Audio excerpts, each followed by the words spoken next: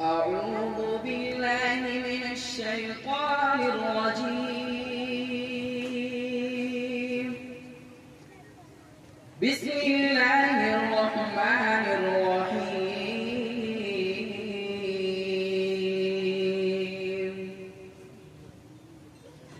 إن هذا القرآن يهدي للتي هي أقوم ويبشر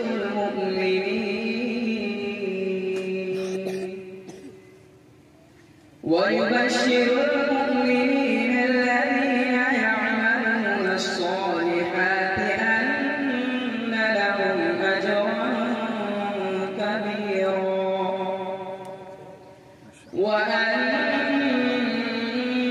الذين لا يؤمنون بالآخرة أعتدنا لهم عذابا أليما. ويدعو الإنسان بالشر دعاءه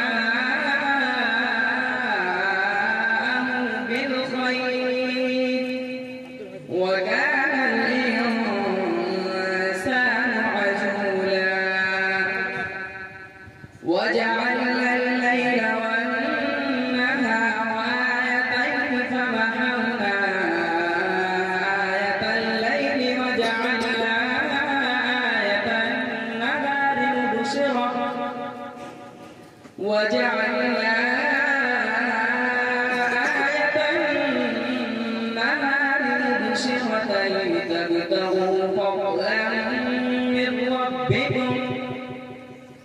لتبتغوا فضلا من ربكم ولتعلموا عدد السنين والحساب،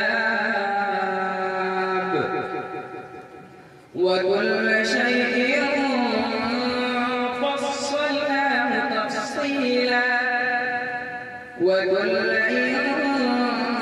إنسان ألزمناه طائره في عنقه، ونخرج له يوم القيامة كتابا يلقاه منشورا. اقرأ كتابك كفى بنفسك اليوم عليك حسيبا. من اهتدى فإنما يهتدي لنفسه، ومن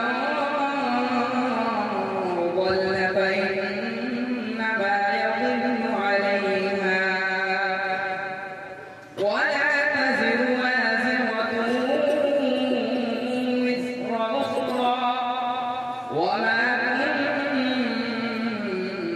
كنا معذبين حتى نبعث رسولا. صدق الله